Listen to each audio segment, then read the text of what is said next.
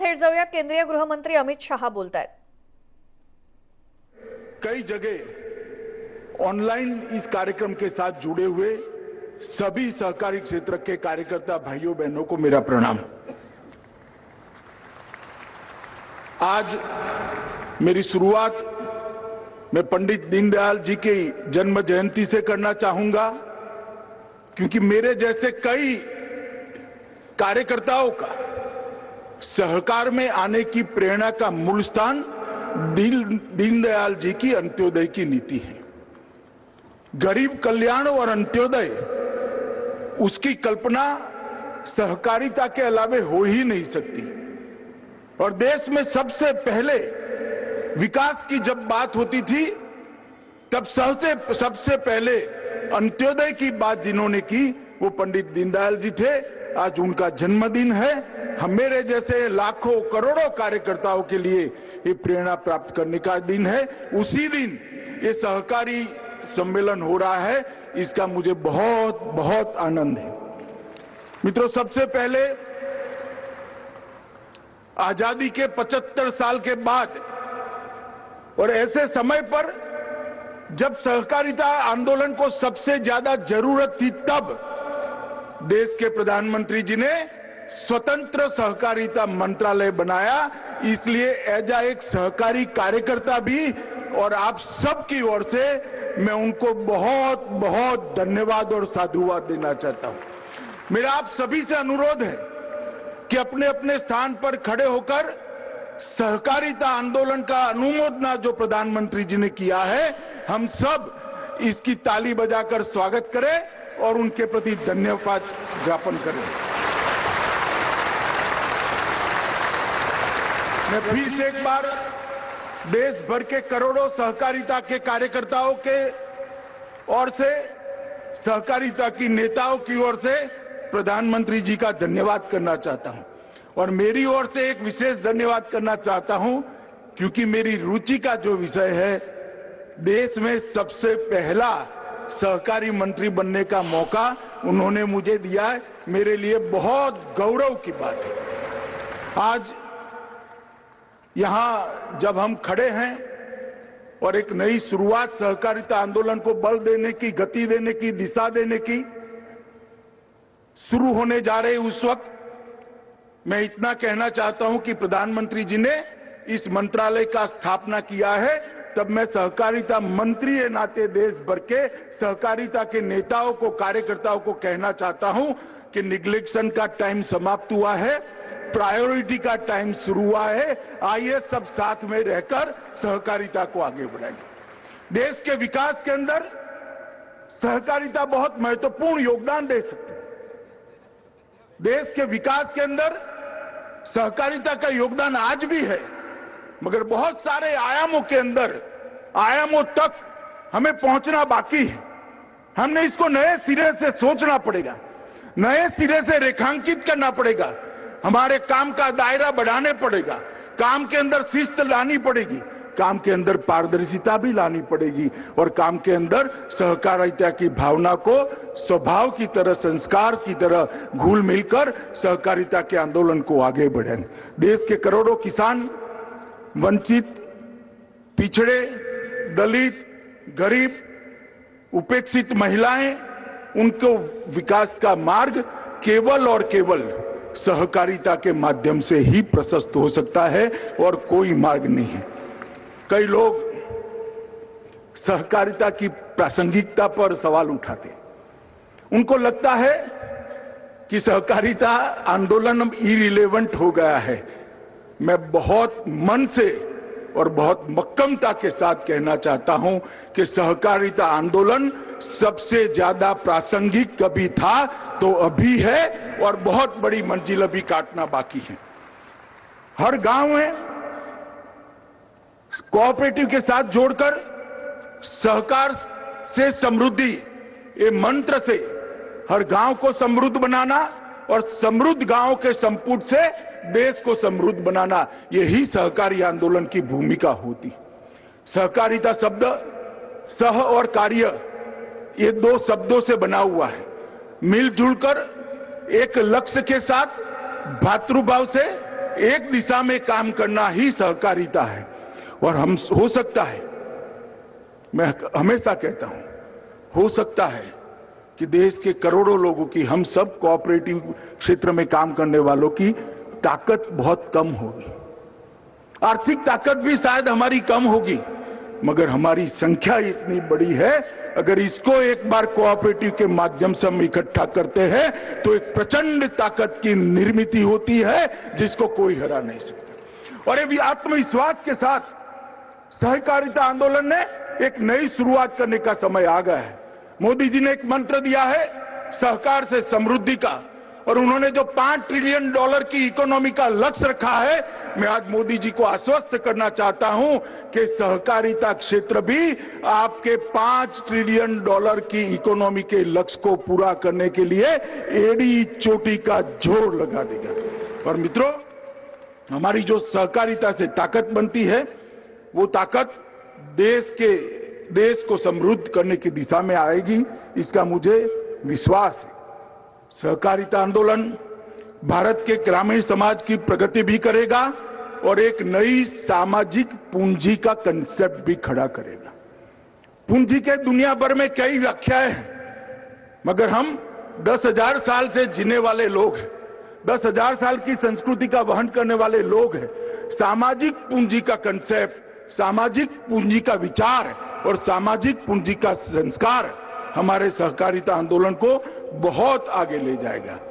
कई देशों के अंदर सहकारिता कानून से अस्तित्व में आती है, कई देशों के अंदर सहकारिता छोटी छोटी पैक्स और बाकी सहकारी समितियों के संविधान से अस्तित्व में आती है। भारत में ये व्यवस्था के लिए जरूरी है। भारत की जनता के स्वभाव में सहकारिता घुल मिल गई है, इसके संस्कार के अंदर सहकारिता है।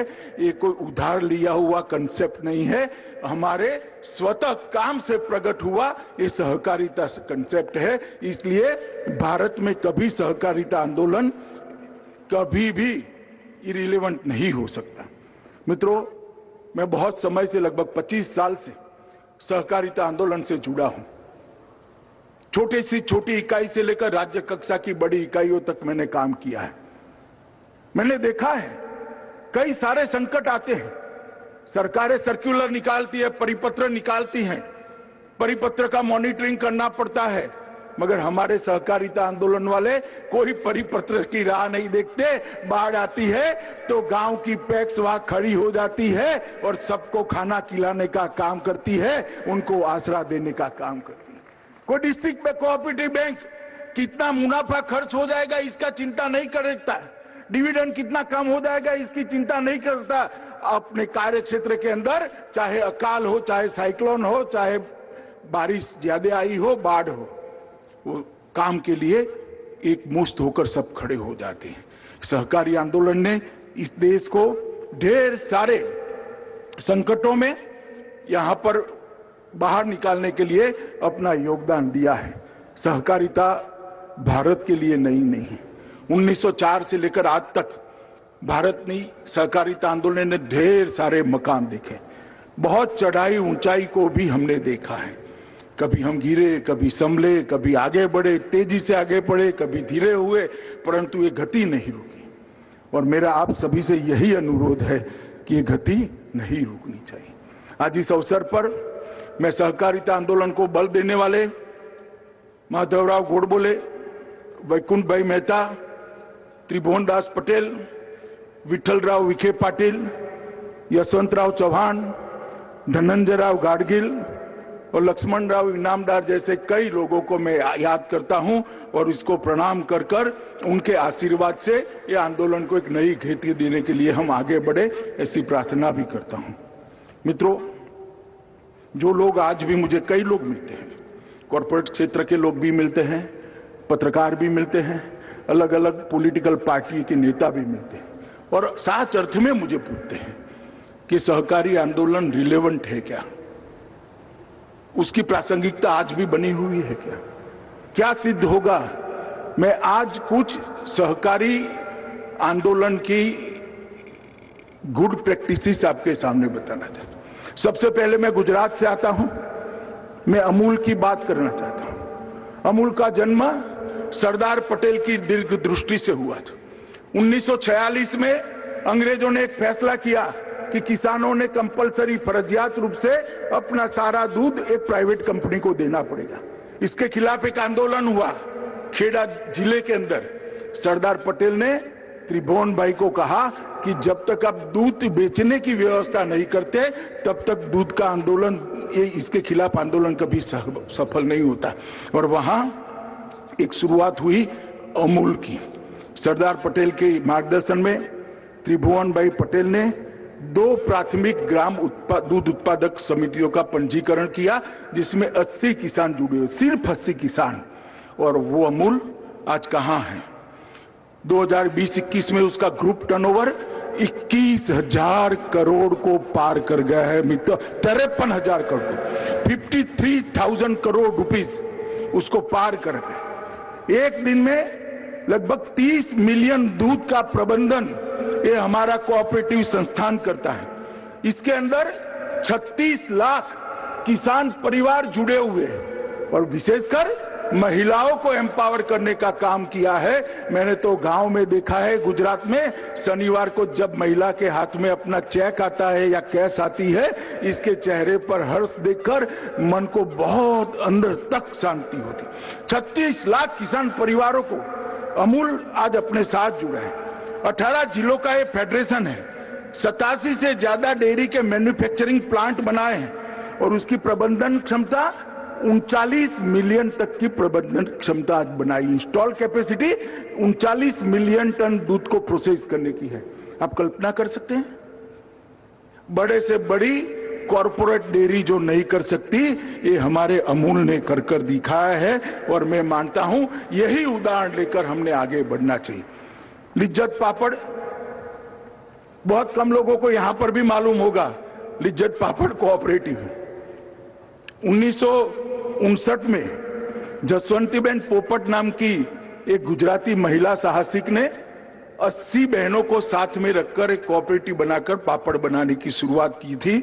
2019 में उनका कारोबार 1600 करोड़ से ज्यादा का कारोबार है और 80 करोड़ निर्यात करती है।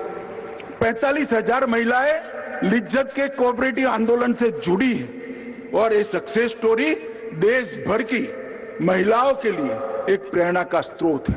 अमूल और लिज्जत दोनों आज सफल है तो देश की महिलाओं का इसके अंदर बहुत बड़ा योगदान है, दूध भरने में भी और पापड़ बनाने भी। इफको जो आज हमारे यजमान है, चेयरमैन साहब भी बैठे हैं, एमडी अवस्थी भी बैठे हैं। इफको ने इस देश की हरित क्रांति को एक नई दिशा देने का काम किया है। 1967 में 57 कोऑपरेटिव्स के साथ एक स्पेसिफाइड सोसाइटी बनी और वो बढ़ते बढ़ते बढ़ते आज 36,000 से ज्यादा कोऑपरेटिव को मेंबर बनाकर लगभग 5.5 करोड़ किसानों को उसका लाभांश पहुंचा दी। आप कल्पना कर सकते हैं, एक बहुत बड़ी कंपनी अगर कुछ कमाएगी तो इसका सबसे बड़ा हिस्सा इसके मालिक के पास जाएगा और इफको जो कुछ भी कमाएगी इसका पाई पाई ये 5.5 करोड़ किसानों के घर में जाएगा। इसी को कोऑपरेटिव कहते हैं। आज इफको ने लगभग देश के उर्वरक की पूरी जिम्मेदारी 2-3 और कोऑपरेटिव को साथ में लगकर उठाई और मैं अभिनंदन करना चाहूंगा चेयरमैन साहब और एमडी जी का, अवस्थी का, कि इन्होंने नैनो टेक्नोलॉजी को जमीन पर उतारकर बहुत बड़ा काम किया और इसके माध्यम से मुझे पूरा विश्वास है कि ये कोऑपरेटिव संस्थाओं के माध्यम से ही आने वाले दिनों में वो दिन दूर नहीं है कि उर्वरक खाद इंपोर्ट करने की जरूरत नहीं पड़ेगी। हम आत्मनिर्भर बनेंगे और हमारा उर्वरक हमारे देश में भी बढ़े। इसी तरह से क्रिप्को भी लगभग 9,500 समितियों का बना हुआ एक संघ है। उसकी मूड़ी, शेयर प्रदत्त मूड़ी लगभग 388 करोड़ है। शेयर धारकों को एक साल में 2118 करोड़ रुपए का लाभांश क्रिप्को ने दिया है। आप इससे कल्पना करिए। ये सब सक्सेस स्टोरी है। और इतना ही नहीं है, बहुत लंबी सूची है। नेफेड है, मैं मणिपुर गया था, रेणु हथकरघा हस्तशिल्प 75 साल से एक लय के साथ वो कोऑपरेटिव में अपना योगदान करता है। 1925 से चलती हुई उरालुंगल श्रम अनुबंध सहकारी समिति केरल, तोटा मार्ता सहकारी संघ द्रावणगिरी कर्नाटक, कोझिकोड जिला सहकारी हॉस्पिटल, ढेर सारी चीजें जिन्होंने सहकारी आंदोलन के माध्यम से कैसे छोटे छोटे लोगों से पूंजी इकट्ठा कर देश के अर्थतंत्र और देश के विकास में कितना बड़ा योगदान दे सकते हैं, और सभी मुनाफा वो छोटे छोटे निवेशकों के घर में कैसे जा सकता है, इसका उदाहरण प्रस्तुत किया। मगर आज लगभग सारे संस्थानों के कर्ता धर्ता यहीं पर है, प्रबंध निदेशक है, चेयरमैन है, डायरेक्टर्स हैं। मैं सबको निवेदन करना चाहता हूं कि हमने काफी कुछ करना बाकी है। क्या बीज संस्करण में हमारी ये सफल कोऑपरेटिव अपना योगदान नहीं दे सकती है क्या? अच्छे बीज क्यों विदेश से लाने पड़ेंगे?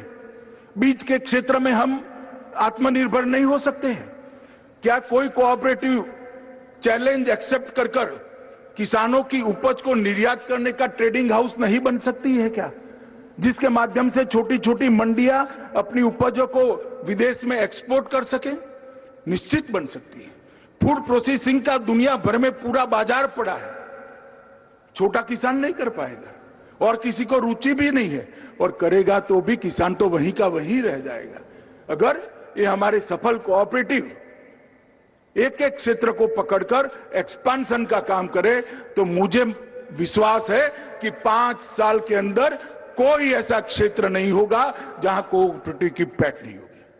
और सहकारिता मंत्रालय इसीलिए बनाया है, कोऑपरेटिव को मजबूत करना है, कोऑपरेटिव का व्याप बढ़ाना है, कोऑपरेटिव के अंदर पारदर्शिता लानी है, कोऑपरेटिव संस्थाओं को मॉडर्नाइज करना है, कॉम्प्युटराइज करना है। तर देशातलं पहिलं सहकार संमेलन सध्या नवी दिल्लीमध्ये सुरू आहे आणि हे पहिलंच खातं आणि या खात्याचे प्रमुख या ठिकाणी बोलत होते आणि यावेळी सहकार खात्यासंदर्भात काय नेमकं करायचंय देशाच्या दृष्टीनं हे अमित शहा हे या संमेलनाच्या माध्यमातून बोलतात। आपण हे सगळं ऐकलं, मात्र एक छोटासा ब्रेक घेऊन आपण लगेच परत येणार आहोत 72 मुद्दा महाराष्ट्राचा।